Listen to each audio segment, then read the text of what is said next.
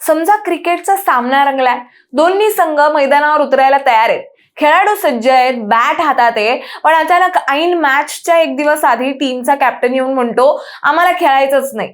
आता या केओटिक सिच्युएशनला तुम्ही काय म्हणाल? माघार की समोरच्या संघाला शांतपणे जिंकू देण्याची कोणतीतरी खेळी? हे असंच काहीसं घडलंय नाशिक विधान परिषद निवडणुकीत. ठाकरे सेनेकडे तब्बल 52 मतदार होते, म्हणजे निवडणूक लढवण्यासाठी पुरेसं बळ होतं.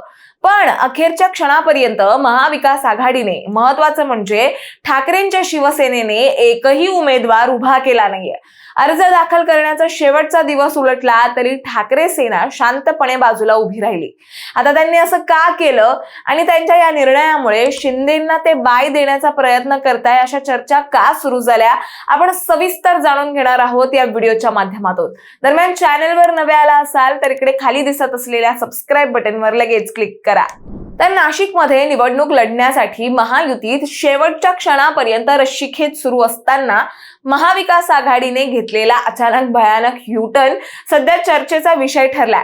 महाविकास आघाडीत ठाकरेंच्या शिवसेनातर्फे माजी आमदार वसंत गीते, अनिल कदम यांनी उमेदवारी अर्ज घेतल्याने या दोघांपैकी एक निवडणूक रिंगणात उतरेल अशी चर्चा होती.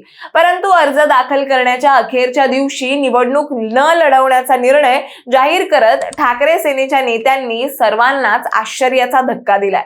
खरं तर आश्चर्याची गोष्ट म्हणजे विधान परिषद निवडणुकीत महाविकास आघाडीकडे 70च्या आसपास मतदार असतानाही आणि एकट्या ठाकरेंच्या शिवसेनेकडे 52 मतदार असतानाही ठाकरेंच्या शिवसेनेने निवडणुकीतून माघार घेतल्याने आश्चर्य व्यक्त केलं जात आहे. या निवडणुकीत होणारा घोडेबाजार मान्य नसल्याचा दावा करत पापात वाटेकरी व्हायचं नाही म्हणून उमेदवार दिला नसल्याचं स्पष्टीकरण ठाकरे सेनेचे जिल्हा संपर्क प्रमुख रवींद्र मिर्लेकर यांनी दिले. दरम्यान अपक्ष उमेदवाराला पाठिंबा दिला जाण्याची शक्यता मिर्लेकर यांनी फेटाळली असली तरी त्यांच्या या भूमिकेमुळे शिवसेना शिंदे गटाला बाय मिळाल्याची चर्चा राजकीय वर्तुळात सुरू झाली आहे. संपर्क प्रमुख मिर्लेकर यांनी पत्रकार परिषद घेत पक्ष विधान परिषदेची निवडणूक लढवणार नसल्याचं स्पष्ट केलंय.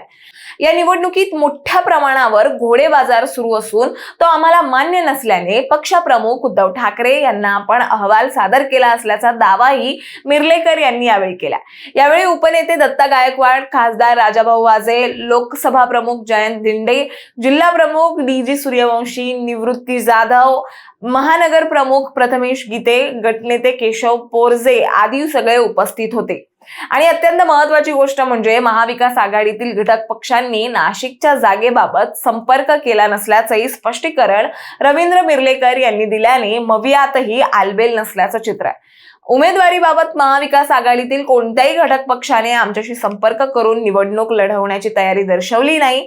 आघाडीतील अन्य घटक पक्षांचा उमेदवार असता तर आम्ही त्यास पाठिंबा दिला असता असं मिर्लेकर यांनी सांगितलं. बरं, एकीकडे महाविकास आघाडीची माघार तर दुसरीकडे महायुतीतही आग लागली आहे. नाशिकची जागा महायुतीत शिवसेना शिंदे गटाकडे गेली आहे. विद्यमान आमदार नरेंद्र दराडे, जे पूर्वी ठाकरे गटातून शिंदे गटात गेलेले आहेत, यांना पुन्हा संधी मिळण्याची शक्यता आहे. भाजपकडे सर्वाधिक मतदार म्हणजे 190 असल्याने दावा होता, पण जागा वाटपानुसार शिंदेच्या शिवसेनेला नाशिकची जागा मिळाली. दरम्यान गणेश गीते सारख्या भाजप नेत्यांनी स्वतंत्र अर्ज दाखल केल्याने महायुतीतही काही तणाव दिसतो, पण एकूणच चित्र शिंदे गटाच्या बाजूनेच दिसतंय. शेवटी एक लक्षात घ्या, नाशिकच्या या राजकीय नाट्यात सध्या तरी शिंदे गटाचे नरेंद्र दराडे एकटेच मैदानात आहेत, पण गोकुळ गीतेंची अपक्ष उमेदवारी महायुतीच्या मतांची विभागणी करू शकते. त्यात महाविकास आघाडीने माघार घेतली तरी त्यांचे 52 मतदार कोणाला मतदान करतायत यावर आता खरा निकाल अवलंबून आहे. तुम्हाला काय वाटतं? ठाकरेंनी माघार घेतल्यामुळे ते शिंदेंना बाय देण्याचा प्रयत्न खरंच करतायत का? हे आम्हाला कमेंटमध्ये नक्की सांगा. आणि अशाच माहितीपूर्वक व्हिडिओ बघण्यासाठी लगेचच सबस्क्राईब करा प्राईम टाइम महाराष्ट्रला.